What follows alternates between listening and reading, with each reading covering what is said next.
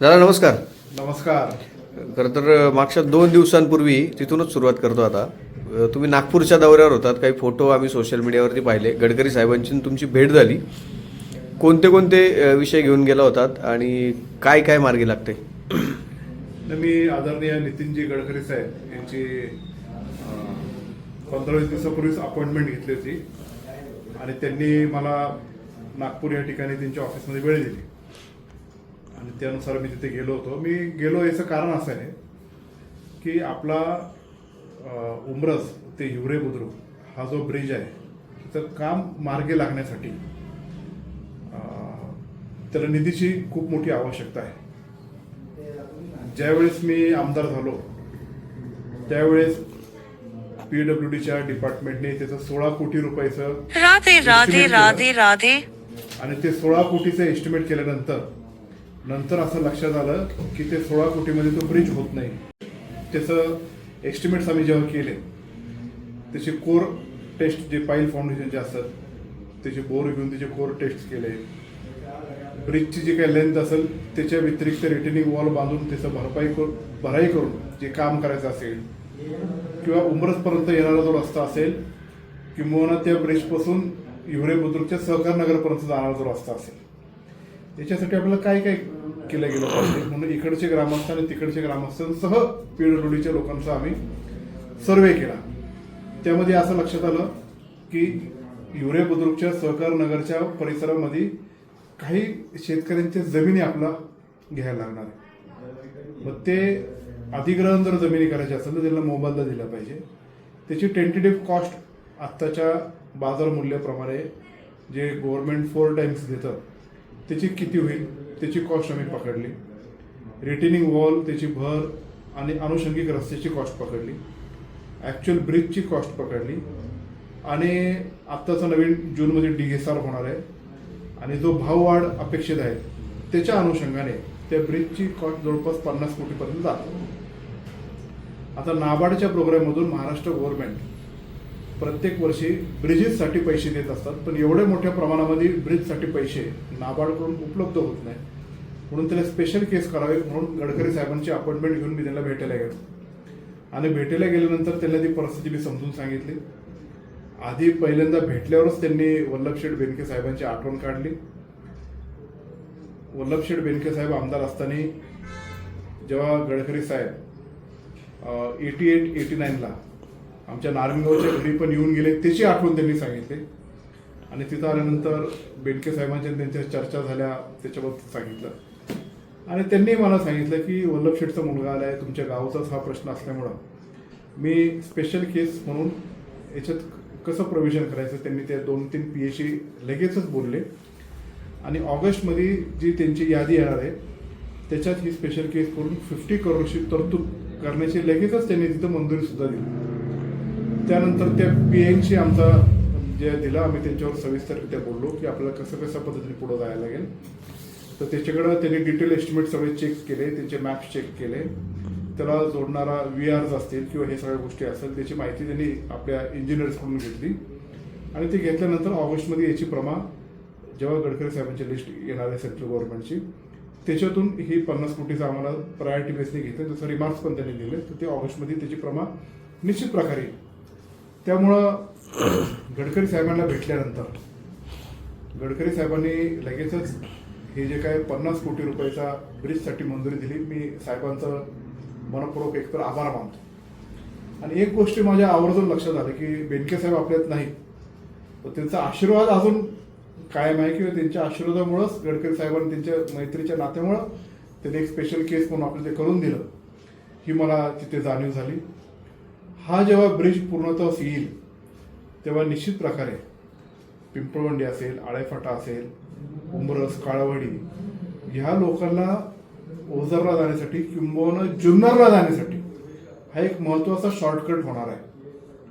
त्याचबरोबर हिवरे गाव असतील ओझर असेल तिकडचं तेजेवाडी असेल त्यांना फाट्याकडं किंवा नगरला जाण्यासाठी आळे फाट्याकडे येण्यासाठी तो हा एक महत्त्वाचा शॉर्टकट असणार आहे.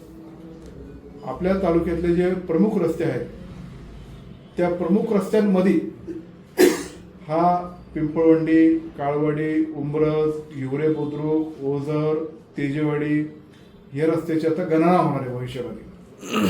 आणि म्हणून इथले व्यापार असेल, इथले जमिनीचे दर असतील, इथले उद्योग व्यवसाय असतील किंवा माणसांचं किंवा ह्या परिसरातल्या शेतकऱ्यांच्या कुटुंबाचं आणि प्रपंचाचं जे स्तर आहे हे निश्चित प्रकारे उंचावणार आहे. हे कार्य आम्ही करू शकलो हे आमच्या दृष्टिकोनातून अत्यंत भाग्याची गोष्ट आहे. आपले सर्वांचे लाडके अजितदादा पवार साहेबांनी 16 कोटी रुपये दिले होते. त्यानंतर त्याला वाढीव रक्कम लागती आहे म्हणून आम्ही दादाकडे जेव्हा गेलो होतो तेव्हा दादा कुठल्याही परिस्थितीमध्ये आम्ही तसं करू असं त्यांनी पण आम्हाला आश्वासित केलं होतं. म्हणून विशेषतः त्या ब्रिजच्या निर्मितीसाठी मी त्यांच्या कायम फॉलोअपमध्ये होतो, पण दादा दुर्दैवाने आपल्यामध्ये नाही. पण तरी पण हे काम आपल्याला सिद्धीच नाहीच आहे. त्याच्याकरता आम्ही अधिवेशन जे बजेटचं सेशन होतं तेव्हा पण गेलो होतो. काही सार्वजनिक बांधकाम मंत्री असतील किंवा उपमुख्यमंत्री सुनेत्राताई पवार असतील किंवा तिथले अधिकारी असतील त्यांच्याबरोबर गेल्यानंतर त्यांनी मला सजेस्ट केलं की नाबार्डमधून एका तालुक्याला एका वेळेस एवढं ब्रिज गव्हर्नमेंट देईल असं वाटत नाही. जर दादा असते तर स्पेशल केस यदा कदाचित झाली असती. तर त्यांनी मला मार्ग सांगितला की तुम्ही गडकरी साहेबांशी भेटून बोलून हे सगळ्या गोष्टी करा. मला विशेष आभार मानायचे की गडकरी साहेबांकडं काम करणारे जे आपल्या तालुक्यातले जे मंडळी आहेत त्यांचे ऑफिसमध्ये काम करतात त्यांचं मला मुलाचंही मार्गदर्शन मानायचे आहे. त्याचबरोबर मी PWD डिपार्टमेंटचे मनपूर्वक आभार मानतो की आता आपण साहेबांकडे जाऊन ते जर आपल्याला एवढी मंजुरी देणार असेल तर आपला परिपूर्ण प्रस्ताव हा एकदम चांगल्या पद्धतीने गेला पाहिजे, ज्यातून आपल्याला कुठली कमी भासणार नाही. त्याच्याकरता आम्ही जी तयारी केली, ज्या कन्सल्टंटचे रिपोर्ट आले त्याच्यात बारकाई गोष्टी आम्ही ज्या बघितल्या त्याच्यात काही गोष्टी मी स्वतः वैयक्तिक इंजिनियर असल्यामुळं थोड्याशा ॲड पण केल्या आणि त्यातून हे फलित आपलं प्राप्त झालेलं आहे. ऑगस्टच्या दरम्यान प्रमा येऊन त्याची या इयर एंडपर्यंत टेंडर होऊन पुढच्या जानेवारी-फेब्रुवारीमध्ये ब्रिजचं काम चालू व्हायला काही हरकत नाही. आणि त्याच्याकरता मी असेल, आमच्या सुनेत्रा वहिनी असतील किंवा त्यांच्या माध्यमातून आता राज्यसभेवर निवडून आलेले आमचे खासदार पार्थदादा पवार असतील किंवा आपले विभागाचे खासदार डॉक्टर अमोल कोल्हे असतील यांच्या माध्यमातून वेगळे काय अजून पाठपुरावा करायचे असेल तर ते मी करेल. त्यांची मदत सगळ्यांची आपल्याला ती लागेल. आणि तो जेव्हा टेंडर प्रोसेसहून वर्क ऑर्डर होऊन जेव्हा भूमिपूजन करायचं आहे तेव्हा निश्चित प्रकारे नितीन गडकरी साहेबांच्याच हस्ते त्या ब्रिजचं भूमिपूजन आम्ही सर्व उमरद आणि हिवरे बुद्रुकचे ग्रामस्थ किंवा ह्या रस्त्यावरचे सर्व ग्रामस्थ एकत्रितपणे ते करू आणि चांगल्या प्रकारचं कार्य या जुन्नर तालुक्यामध्ये निर्माण करू. दादा, तुम्ही आता 50 कोटी रुपयांचा निधी गडकरी साहेबांच्या माध्यमातून आणणार आहात रस्त्याचं काम, हे लक्षात आलं. पण पाठीमागच्या कार्यकालामध्ये जेव्हा वारंवार त्या पुलाची चर्चा व्हायची, त्याचं आता काम सुरू होणार आहे, त्याचा आता सर्वे झाला आहे, त्याला आता पैसे पडलेत, ह्या ज्या सगळ्या चर्चा होत्या त्यावेळी नेमकी त्याची काय प्रोसेस होती? तुम्ही सांगताय की राज्य शासनाकडून डायरेक्ट एवढे पैसे येत नाही. 2014 ते 2019 या कालावधीमध्ये शरददादा सोनवणे आमदार असताना त्यांनी नाबार्डमधून त्याला 8 कोटी रुपये आणले होते. पण त्या 8 कोटी रुपये काही कारणास्तव ते मागे गेले. ते पैसे मागे गेल्यानंतर तो ब्रिज निर्माण व्हावा ही आपली सगळ्यांची इच्छा असल्यामुळं आम्ही अजितदादांच्या मागे लागून PWDने तेव्हा जेव्हा एस्टिमेट केलं त्याचं एस्टिमेट 16 कोटीचं होतं. 16 कोटी रुपयाचं काम आम्ही ते मंजूर केलं. त्याचे टेंडर प्रोसेस पण झाली, त्याची वर्क ऑर्डर पण झाली. पण जेव्हा ॲक्च्युअल काम करायला सुरुवात केली त्याचा डीप सर्वे जेव्हा झाला तो खरं तर आधी व्हायला पाहिजे होता.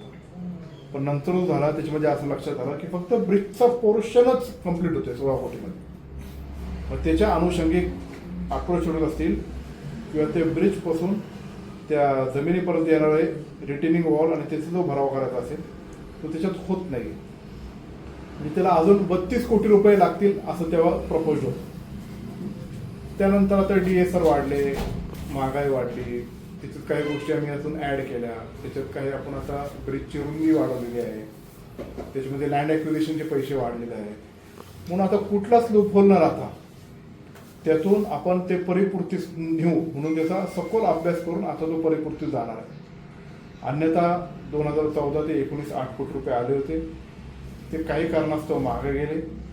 आम्ही जेव्हा 16 कोटी आणले तेव्हा त्याचं टेंडर होऊन वर्क ऑर्डर सुद्धा झाली होती, पण अशा टेक्निकल अडचणी आल्यामुळे तो राहिला. पण आता मात्र त्याचे बरोबर प्रॉपर सर्व्हिस करून आपण हा ब्रिज हा निर्माण करतोय आणि तो परिपूर्तीस आल्याशिवाय राहणार नाही, हा माझा सगळ्या जनतेच्या प्रती मी त्यांना विश्वास दर्शवू इच्छितो.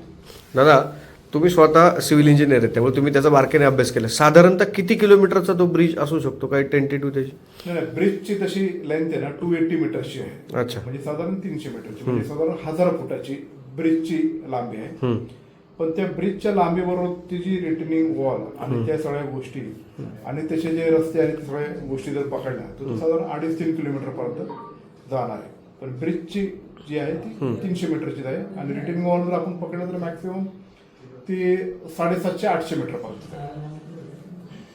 सध्या जुन्नर तालुक्यामध्ये मागच्या 8 दिवसापूर्वी एक घटना घडली. आम्ही तुमच्याशी संपर्क साधला होता कुकडी कॅनॉलच्या संदर्भात.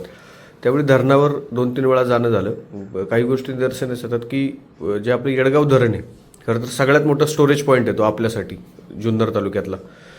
तिथं जे कर्मचारी आहेत, पाणी सोडणार असेल किंवा तिथं जे सुपरवायझर असतील, ती सगळी मंडळी कॉन्ट्रॅक्ट बेसिसवरची त्या ठिकाणी आहेत. आणि किती नाही म्हटलं तरी बऱ्यापैकी थोडंसं दुर्लक्ष त्या भागाकडे तिथं त्या धरणावर पाहायला मिळते. पाणी साधारणतः 29% पाणी साठा आता शिल्लक आहे, खाली अजून पाणी सुरू आहे. तुम्ही काही त्या संदर्भातला आढावा घेतलाय का? आणि थोडी तिथं काही गोष्टींमध्ये सुधारणा होण्याची गरज आहे. इरिगेशन डिपार्टमेंटच्या माध्यमातून आपल्याला जे पाणी पुरवठा होतो त्याच्यावर राज्यकर्त्यांनी अत्यंत बारकाईने लक्ष देणं गरजेचं आहे. जेव्हा काळवाडी उमरस परिसरातले एक दाम्पत्य त्या कॅनॉलमध्ये बुडून मृत्यू पावलं, त्यानंतर मला अनेक लोकांचे फोन आले होते. पत्रकार अभि वामनचा आला होता माझ्याकडे, स्वप्नील वामनचे आले होते फोन, मला मनोज वामनचे फोन आले होते, हिरामन शिंगोटे जे सरपंच आहेत त्यांचा आला होता, सुभाष हांडेंचा फोन आला होता की अशी घटना घडली. मी इरिगेशनचे एक्झिक्युटिव्ह इंजिनियरपासून CE पर्यंत फोन केला आणि त्यांना म्हटलं की तुम्ही पाणी एकतर बंद करा, नाही तर पाणी कमी करा, कारण ती बॉडी सापडत नाही. त्यांनी मला असं उत्तर दिलं की पाणी बंद करण्याचा अधिकार हा कालवा सल्लागार समितीचा आहे आणि कालवा सल्लागार समितीचे सदस्य जे आहेत त्यांनी जर आम्हाला ते सांगितलं तर आम्ही निश्चित प्रकारे ते बंद करू. 2 मिनिटं. कालवा सल्लागार समितीच्या सचिवांनी म्हणजेच ACनी किंवा अध्यक्ष जे जलसंपदा मंत्री आहेत किंवा कालवा सल्लागार समितीच्या सदस्यांनी जर आम्हाला निर्देशित केलं तर आम्ही ते बंद करू शकतो. कारण ते 3 जिल्ह्याचं पाणी प्रश्न आहेत, 7 तालुक्यांमध्ये आम्ही ते पाणी पुरवठा करतो. तर मी त्यांना सांगितलं ठीक आहे, मी या तालुक्याचा माझे आमदार आहे, मी जरी आता कालवा सल्लागार समितीचा सदस्य नसलो तरी इथून मागच्या कालावधीमध्ये पण आपण फॉर 8 hours पाणी कमीसुद्धा केले, बंदसुद्धा केले आणि अशा प्रसंगातून आपण बाहेरसुद्धा आलो. माणसाचा जीव गेलेला आहे आणि माणसाच्या जीवापेक्षा मोठं कुठल्याच गोष्टी नाही. म्हणून मी तुम्हाला जे सांगतोय तुम्ही ते केलं पाहिजे. तरीसुद्धा त्यांनी ते ऐकलं नाही. मला प्रश्न पडतो की कालवा सल्लागार समितीचे सदस्य म्हणून आपल्या तालुक्याचे आमदार आणि आता जर खासदार असतील आणि त्यांना जर लोकांनी सांगितलं असेल तर त्यांनी सहानुभूतीपूर्वक विचार करून ते लगेचच बंद करून ती जी काही मृत पावलेली लोक असतील ते वरती आपल्या लवकर काढता आले. पण तसं काही झालं नाही. राज्यकर्ते म्हणून ज्यांची जबाबदारी आहे त्यांनी ती पार पाडली नाही, म्हणून अधिकारी मस्तवाल झालेले आहेत आणि त्याच्यातून ही दुर्दैवी घटना आपल्याला ती पाहायला मिळाली. शेवटी या लोकांनी धरणावर जाऊन आंदोलन केलं आणि तेव्हा अधिकारी पातळीवर त्यांना ते पाणी कमी करावं लागलं. पत्रकारांनी बातम्या केल्या. प्रशासन म्हणजेच इरिगेशनचे अधिकारी आणि लोकप्रतिनिधींनी कशा प्रकारे सपशेल दुर्लक्ष करून अशा प्रकारे होत असेल त्याच्या प्रेशर खाली ते पाणी कमी केलं आणि पाणी कमी केल्या केल्या लगेच ती डेड बॉडी आपल्याला तिथे सापडली. दादा, भावना शून्य झाले ते सगळे अधिकारी. कसं आहे, अधिकाऱ्यांवर लोकप्रतिनिधींचा वचक राहिलेला नाही. लोकप्रतिनिधींच्या कारभारामध्ये त्यांना सगळ्या वेगळ्या गोष्टींच्या सवय लागलेल्या आहेत आणि म्हणून अधिकाऱ्यांनी पण लोकप्रतिनिधींची चव ओळखलेली आहे. त्याच्यामुळं ते मस्तवल झाले. लोकप्रतिनिधींना नेमकी काय पाहिजे, कशा रीतीने आपण लोकप्रतिनिधींना खुश ठेवू शकतो हे अधिकाऱ्यांना त्याची सगळी पूर्ण कल्पना झाली असल्यामुळे हे अधिकारी आता मस्त सारखे वागतात, मस्तवाल सारखे वागत आहेत. विशेषतः लोकप्रतिनिधींनी जनतेच्या भलेसाठी अधिकाऱ्यांच्या प्रती ज्या सूचना दिल्या पाहिजे आणि जे कडक शिस्तीने पुढची वाटचाल केली पाहिजे हे दिसत नाही. त्यांना फक्त आम्हाला पैसे कुठून मिळेल आणि पैशाच्या रूपाने आपण कसं मोठं होऊ याच्याकडेच त्यांचं अधिकचं लक्ष असल्यामुळं अधिकारी कोणाला जुमानत नाही. अत्यंत भ्रष्ट कारभार सगळीकडे चालू आहे. सगळ्या क्षेत्रामध्ये आणि सगळ्या डिपार्टमेंटमध्ये कशा पद्धतीने अधिकारी वागतायत याचे वारंवार मीडियातून बातम्या होत आहेत आणि त्यातून ही सगळं त्याचं परिपाक आहे. काय हिंमत आहे त्या सी मॅडमची की अशा प्रकारची भाषा वापरायची. जेव्हा आमचं एखाद्या प्रसंगातून एखादा आमचं तरुण आणि तरुणीचं अशी घटना घडली असेल तर ठीक आहे, चूक कोणाची बरोबर हे दुसरी बाजू आहे, पण घटनेचं गांभीर्य देऊन त्याचा सहानुभूतीपूर्वक विचार करून अशा प्रकारची भाषा जर अधिकाऱ्याची असेल तर ही शोभनीय नाही. ते सी मॅडमने जर अशी भाषा वापरली असेल तर निश्चित प्रकारे आम्ही त्याचा निषेध तर व्यक्त करतोच, पण त्याची हिंमत कशी होती अशी बोलायची हा माझा मूळ प्रश्न आहे. दादा, सध्या चैत्र महिना सुरू आहे. जुन्नर तालुक्यात मोठ्या प्रमाणावर देवदेवतांच्या यात्रा आहेत. तुम्ही अनेक गावांना भेटीगाठी देत आहेत. सगळीकडच्या यात्रा सुरू आहेत. काय शुभेच्छा द्याल सांगा? निश्चित प्रकारे आत्ताचा सीझन जो आहे तो आपला प्रत्येक गावामध्ये त्यांचे ग्रामदैवत असेल, त्यांचे श्रद्धेचं स्थान असेल, त्याची यात्रा उत्सव साजरे होताना पाहायला मिळते. यंदाच्या वेळेस मला अत्यंत नवचैतन्याचं आणि आनंदाचं वातावरण याच्यासाठी दिसलं की आपल्या गावातली जी काही माणसं जी कामधंद्यासाठी असेल, नोकरीसाठी असेल, आपले गाव सोडून बाहेर गेले ते मात्र यात्रेच्या वेळेस सगळेजण खूप मोठ्या संख्येने हजर राहताना मला ते पाहायला मिळाले. आणि गावागावातला हा यात्रा उत्सव सण साजरा करत असताना त्या देवतेची आराधना करण्याबरोबर आपलं गावचा एकोपा, आपले नातेवाईक मंडळी एकत्र येणं, आपले सगळेजण जीवाची माणसं एकत्र भेटणं आणि तो जो आनंदाचा उत्सव आहे हा प्रत्येक यात्रेमध्ये आम्हाला तो पाहायला मिळतो. मी ह्या सर्व यात्रेच्या निमित्ताने प्रत्येक गावच्या ग्रामदेवत असतील आणि सगळ्या भगवंतांकडे हीच माझी प्रार्थना करणार आहे की आम्ही सर्वजण शेतीवर उदरनिर्वाह करणारे आमचे सर्व व्यक्तिमत्व आहेत. आणि शेतीवर उदरनिर्वाह करत असताना शेतकऱ्यांच्या शेतमालाला चांगल्या प्रकारचं निसर्गाचं एक आशीर्वाद असू दे, कुठल्याच प्रकारचं वेगळ्या निसर्गाच्या लहरीपणामुळं असं अवकाळी पाऊस पडणं, गारपीट होणं, दुष्काळ होणं किंवा खूप प्रचंड प्रमाणामध्ये कीट वाढणं आणि आमच्या शेतमालाचं नुकसान होणार नाही याच्या बाबतीत आमच्या देवतांचा आशीर्वाद आमच्या सर्व शेतकऱ्यांवर आणि आमच्या कुटुंबावर राहावा. त्याचबरोबर जो पिकवलेला माल आहे त्या पिकवलेल्या मालाला योग्य आणि रास्त बाजारभाव मिळण्यासाठी जे काही सरकार धोरण करते तर त्या सरकारच्या धोरणाला आजपर्यंत काही प्रमाणामध्ये चांगली सुबुद्धी दिली आहे. त्याच प्रकारची चांगली सुबुद्धी जे काही राज्यकर्ते असतील, मग ते आपले असतील, परकीय असतील, तर कोणी का असणार, ते शेवटी आपल्या देशाचे नागरिक आहेत. त्याला प्रत्येकाला या शेतकऱ्यांचं भलं करण्यासाठी चांगले निर्णय घेण्याची सुबुद्धी द्यावी अशी मी ते प्रत्येक भगवंताकडे प्रार्थना करतो. धन्यवाद.